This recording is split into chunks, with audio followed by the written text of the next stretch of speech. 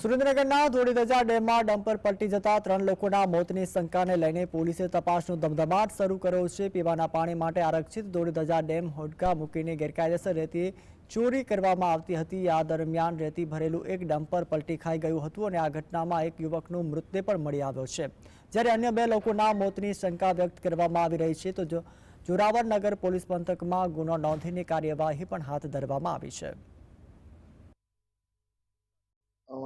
ડેમમાં dumper slip થઈને ચીલો ચૂકી જતા ડમ્પર ડેમમાં નદીના પાણીમાં ગરકાવ થઈ ગયેલું હતું અને આ 3 પૈકીના 2 માણસો ડમ્પરનો કાચ ફોડીને બહાર નીકળી ગયેલા હતા, જ્યારે એક જણો રવિરાજસિંહ દિલાવરસિંહ રાઠોડ નીકળી શકેલ ન હતો।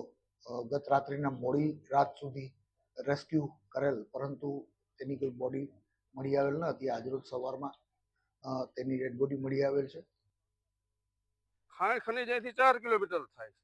આ રેતી ભરે જુઓ, આ મોટા માથાવાળા એમને શું આ કરે, અડધી તો નદી બંધ કરી નાખી છે બાયથી લઈ અને આ જુઓ કઈ રીતનું બધી જગ્યાએ જાણ કરી છે આપણે, કોઈ આવતું નથી। મોટા માણસો છે, આ બંધ કરો, કરોડોની ખેતી ઉપાડે, રેતી ઉપાડે।